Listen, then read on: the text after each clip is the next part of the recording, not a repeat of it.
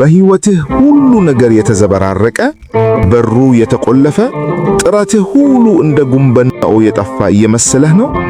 ስማኝ ወዳጄ፣ ይሄ በአጋጣሚ የሆነ ነገር አይደለም። ነፍስህ ዳግም በመታደስ ለመነሳት ወይም ሪሴት ለማድረግ እየጮኸች ነው። ዛሬ የምነግርህ ምስጢር የብዙዎችን ሕይወት ከውድቀት ወደ ከፍታ፣ ከጨለማ ወደ ብርሃን የቀየረ እውነት ነው። ይህንን የ7 ቀናት መንፈሳዊ ጉዞ እስከ መጨረሻው ከተገበርከው ከ7 ቀናት በኋላ የምታየው ሰው የድሮውን አንተን ሳይሆን ሌላ አዲስ ፍጡርን ይሆናል።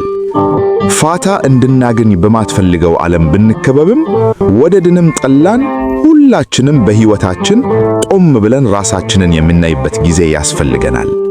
ብዙ ጊዜ ስልካችን ሲጨናነቅ ሪሴት እናደርገዋለን። ኮምፒውተራችን ሲግል እናጠፋዋለን።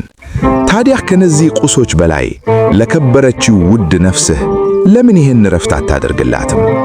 በቤተ ክርስቲያን ትምህርት ይሄ ሁኔታ ሱባኤ ይባላል። ሱባኤ ማለት መለየት፣ መጠለል፣ ከፈጣሪ ጋር ፊት ለፊት መገናኘት ማለት ነው።